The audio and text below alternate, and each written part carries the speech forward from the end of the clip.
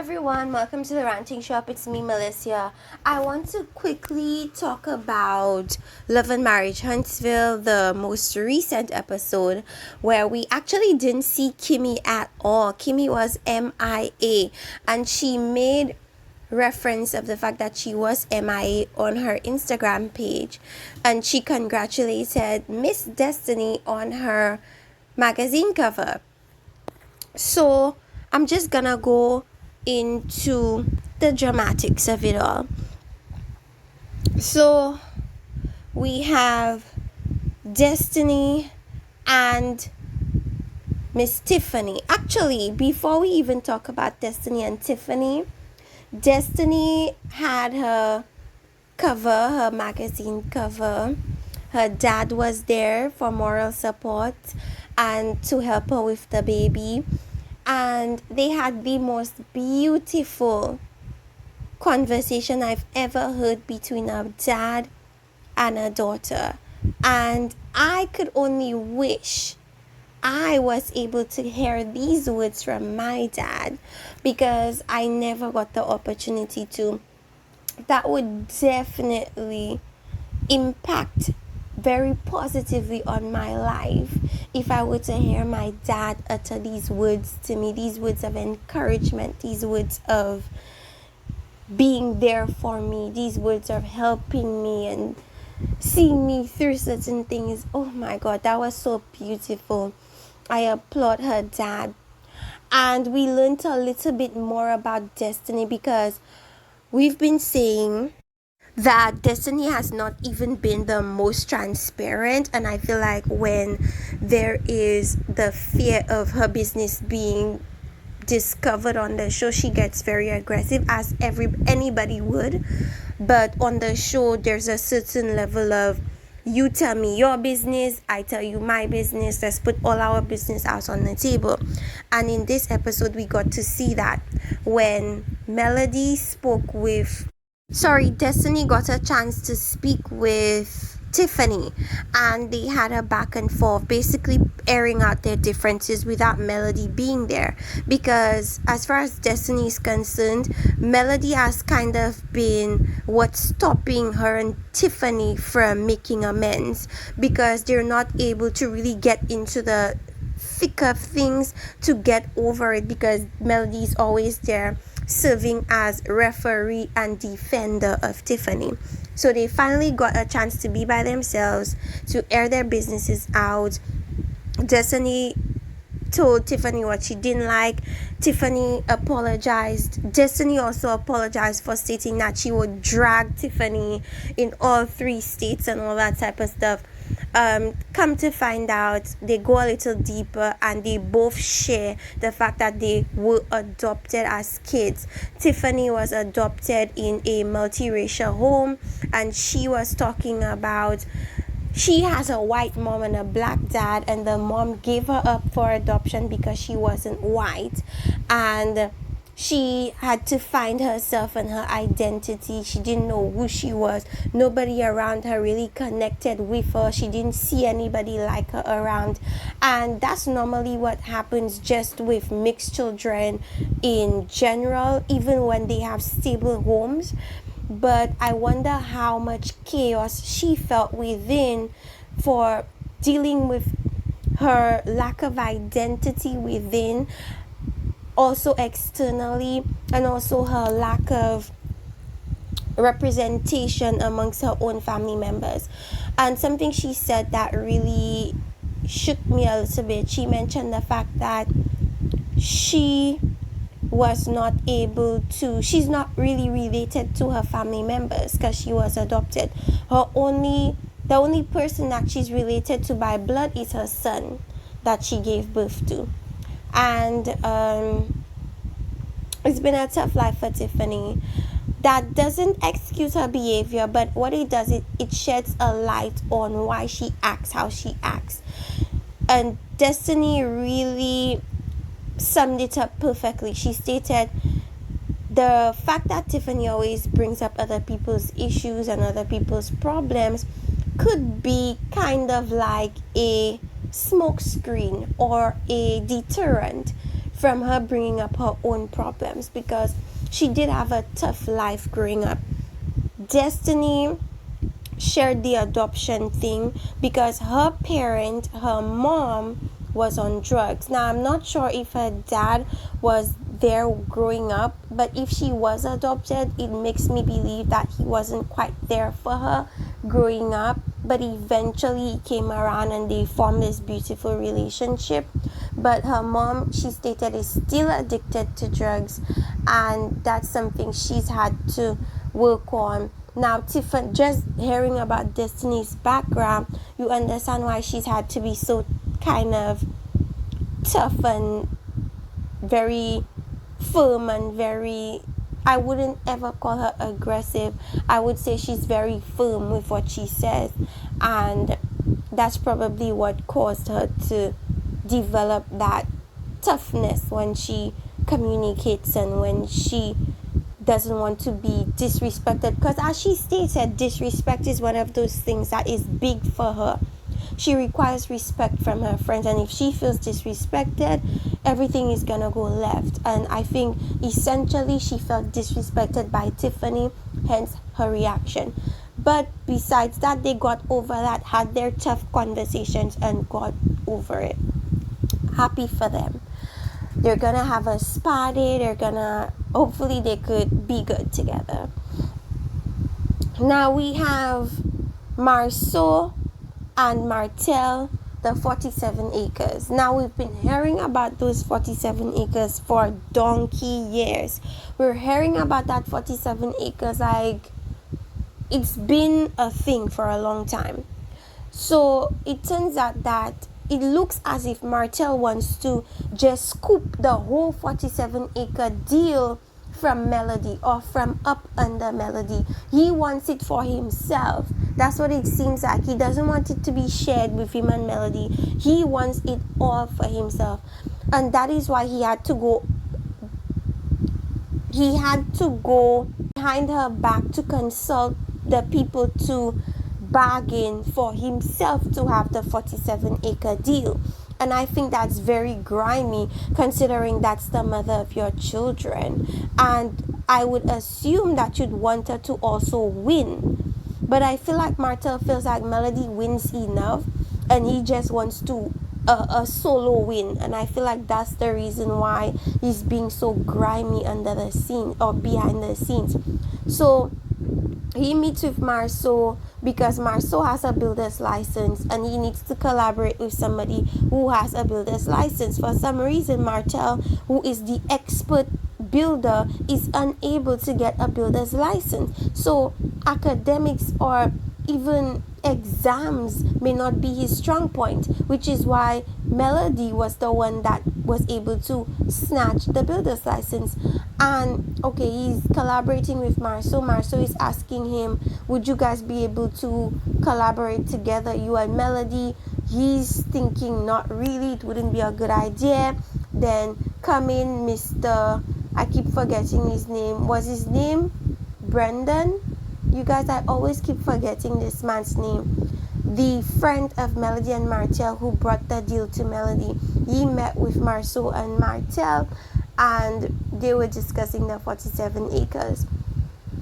Now, the friend, goes to Melody, has a meeting with Melody, tells Melody that Marceau and Martel met and they discussed the 47 acres, and Melody feels a kind of way because we were the ones who, when married, entered the 47-acre deal together. So the fact that you'd want to undermine me and go through it by yourself is kind of like a slap in the face, because essentially you're also taking food away from me and your children. Now, for me personally, from an outside perspective, I see it like this. Whether Melody gets the deal or Martel gets the deal, they're all gonna contribute to the children's well-being either way. So when she said that, I was kind of like, not really, but I understand what you're trying to say. He doesn't want to see you be successful. He doesn't want to see you not in regards to those 47 acres. So I do understand. But to say he's trying to take food out of your kids' mouths, I don't know if that's necessarily true, because if he were to get the deal, he's also going to be contributing to the children. So she felt slighted. I would feel slighted. And she's going to be fighting for her share of the 47 acres. It appears as if Martell wants the whole 47-acre deal, but Melody wants to share it. So she says she's going to back whatever she needs to back, put whatever amount of money she needs to put in, so that she'd be able to build on the 47 acres as well. So what else do we have? We had, did Martell and Melody meet that time? I don't believe they did. Maurice and Martell meet though, and we learned that Martell has bad credit. When he was married, his credit was excellent, but after the divorce, his credit went downhill, and Maurice is gonna help him build back his credit, but it's gonna take him 2 years for his credit to be built back.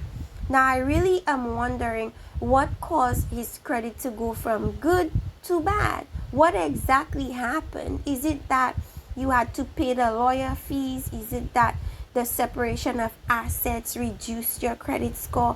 What is it? I have no idea how something could be flipped from good to bad in a matter of a divorce. I don't know. Maybe it was the divorce proceedings. But anyways, Maurice is helping him build his credit. Maurice also helped, or added, or I suppose likened building your credit to building your mental health, and I think that's a wonderful analogy. The same way you put the same amount of effort you put into building your credit should also be put into building your mental strength, and I believe that is absolutely true. And the men spoke about depression in the previous episode, so I very much believe that professional help would help them tremendously, mentally speaking, because they all have issues that they've been dealing with from childhood that has affected them into adulthood. And one thing I forgot to speak about was Miss Tisha. So Tisha went to see the therapist, and the therapist was speaking to her about, the Vegas trip, and the fact that Marceau didn't really want to be a part of it, and she felt a certain way when he didn't want to be a part of it. And they touched on Letitia's childhood and the fact that she never got told that she was loved. It's those old school parents, even in the Caribbean I could relate, where we're not openly told I love you. It's actually very foreign to hear a black parent tell their child in the Caribbean that they're loved. It's very rare. I didn't grow up hearing it. I didn't grow up seeing it. My parents didn't tell me they loved me. So it's something that I could relate to with Tisha. Now, it didn't really affect me, not to my knowledge. Maybe it did, because it becomes difficult for you to even hear your parents say I love you. It makes you so uncomfortable, And the funny thing about it is you'd be able to say it to like a spouse, but for your family saying it to you, it becomes very awkward just because you didn't grow up in that environment. So I also could relate to that with Tisha, because she said when her grandparent, because she grew up with her grandmother, when she expressed to Tisha that she loved her, Tisha didn't know how to even react to that, because she just didn't grow up with that type of relationship, and that's actually really sad, come to think of it. A lot of the time in the Caribbean, we grew up thinking that we're normal, and how our parents raise us is normal. But when you compare it to, I suppose, an all-American childhood, then you come to realize that actually you were emotionally deprived as a kid, and that has affected how you receive emotion growing up, especially from a spouse. So with Tisha, she mentioned love for her was through gifts. that's how her mom expressed love to her. Her mom never told her that she loved her, but through gifts, her mom expressed her love. And so Tisha says that in her marriage now, that is how she knows that Martel loves her. It's when, Marsau loves her, is when he spoils her with gifts. But those same gifts that he spoils her with is a point of contention for Marceau, because Marceau feels as if he has to keep up with her wants and needs, specifically her wants. Maybe this expensive gift that he may not necessarily want to buy her, but she wants it, so he gets it to her. And that's the only way I suppose they agree on expressing their love for each other. Although she did mention that Marceau does tell her, or did tell her, that he loved her, it's more so she receives love through gifts. We all learn about love languages, and somebody's love language can be words of affirmation, but hers was not words of affirmation. So she would hear I love you from Marceau, but for her, she needs to see the action behind it. And the action behind it for her is buying her things, So I definitely feel like it would benefit Marceau greatly if he would join a therapy session with his wife. He expressed that he's suffering, but he's I guess, manliness is in him enduring the suffering. But I disagree. If you're suffering, that should be something that you should be able to work on. And for me, although he mentioned him not wanting to see the depression as an issue, the fact that you even felt the need to verbalize your problems states that you really want the help. So for you to act as if you don't want it, you're being a bit hypocritical, because your words, your actions, and your words do not align. Because that is what a cry for help looks like. And I absolutely feel like if you don't want to go to the therapy session with your wife, you should at least go with your brother, so that you guys could work on your issues that you dealt with as kids, because that's clearly affected how you guys operate as men and as husbands. Okay, so I think, you guys, that's it. I don't think I'm missing anything. I think I touched on everything. I touched on I touched on Tiffany's. I touched on Destiny's photo shoot. I touched on Tiffany's and Destiny's talk. I touched on Letitia's therapy session. I touched on Maurice and Martel's credit score repair thing. I touched on Marceau and Martel's 47-acre thing. I touched on, I keep calling this man Brendan, but I feel like his name is not Brendan. Maybe it's Jason or Sean or something. Anyways, I touched on him and Melody's meeting, Melody's awareness of Martel trying to sneak that deal from up under her, and her claiming that she's gonna fight it, and yeah, that's pretty much what Love and Marriage Huntsville was like in this particular episode. Very short analysis, very short review, because there were not too much to speak about. Anyways, you guys, let me know what you think. Do you think that Martel is slimy for wanting to just take the whole 47-acre deal up from Melody? Do you think that Marceau should stop being stubborn and accompany his wife to a therapy session for his own well-being? Because depression is an issue you need to work on. Let me know what you think in the comment section, you guys. Like, subscribe, and see you next time. Bye-bye.